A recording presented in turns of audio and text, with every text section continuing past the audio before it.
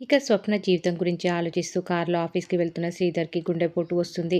కార్తిక్‌కి call చేయడానికి ప్రయత్నిస్తూ steering పైన కుప్పకూలిపోతాడు శ్రీధర్. అదే దారిలో వస్తున్న కొత్త హీరో జోష్నకి కాబోయే మొగుడు బ్రహ్మముడి రాహుల్, ఇంకా కార్తీక్ దీపంలో ఇతడి పేరు రివీల్ కాలేదు. జనాలు గుంపులుగా ఉండటం చూసి శ్రీధర్ కారు దగ్గరికి వెళ్తాడు. అప్పటికి ఏదో మీటింగ్‌కి వేగంగా వెళ్ళాలని అనుకున్న బ్రహ్మముడి రాహుల్ శ్రీధర్ కారు ముందు జనాలను తోసుకొని ఏమైంది అంటూ అద్దంలోకి లోపలికి చూస్తాడు. శ్రీధర్‌కి గుండెపోటు వచ్చిందని అతన్ని కారులో నుంచి బయటకు తీయడానికి ప్రయత్నిస్తాడు బ్రహ్మముడి రాహుల్. వెంటనే శ్రీధర్‌ని హాస్పిటల్‌లో జాయిన్ చేసి అతడి ఫోన్ నుంచి కార్తిక్‌కి కాల్ చేస్తాడు. జోష్న ఇంటి ముందు కారు శుభ్రం చేస్తున్న కార్తిక్ తన తండ్రి నుంచి ఫోన్ రావడంతో చెప్పండి మాస్టర్ అంటాడు. ఫోన్ లిఫ్ట్ చేసి మీ నాన్నగారు హాస్పిటల్‌లో ఉన్నారు. హార్ట్ స్ట్రోక్ అని అవతలి వ్యక్తి అదే బ్రహ్మముడి రాహుల్ చెప్పడంతో ఆస్పత్రికి పరుగులు పెడతాడు కార్తిక్.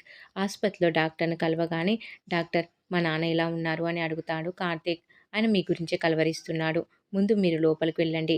నేను మీతో తర్వాత మాట్లాడతాను అని చెప్పి వెళ్ళిపోతాడు డాక్టర్. దీంతో కార్తీక్ శ్రీధర్ దగ్గరికి వెళ్తాడు.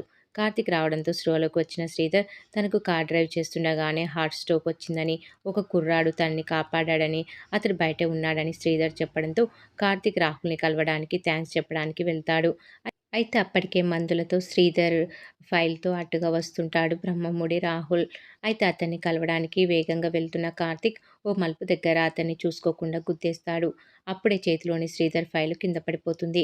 దాన్ని తీసి కార్తీక్ సారీ అంటూ అతడి చేతికి ఇవ్వబోతూ ఆ ఫైల్ మీద తండ్రి శ్రీధర్ నేమ్ చూసి అతడే తన తండ్రిని కాపాడిన వ్యక్తి అని అర్థం చేసుకొని అతడి వైపు చాలా ఎమోషనల్‌గా చూస్తూ ఉంటాడు కార్తీక్.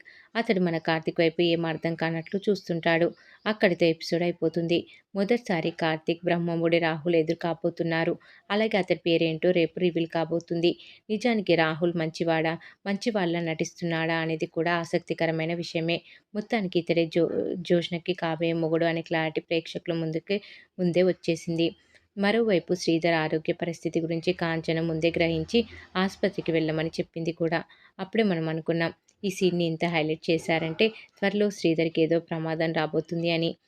మరి ఏం జరగబోతుంది అనేది ముందు ముందు తెలుసుకుందాం. ఈ వీడియో కనుక మీకు నచ్చినట్లయితే లైక్ చేయండి, షేర్ చేయండి, సబ్స్క్రైబ్ చేయడం మాత్రం మర్చిపోకండి. Please subscribe.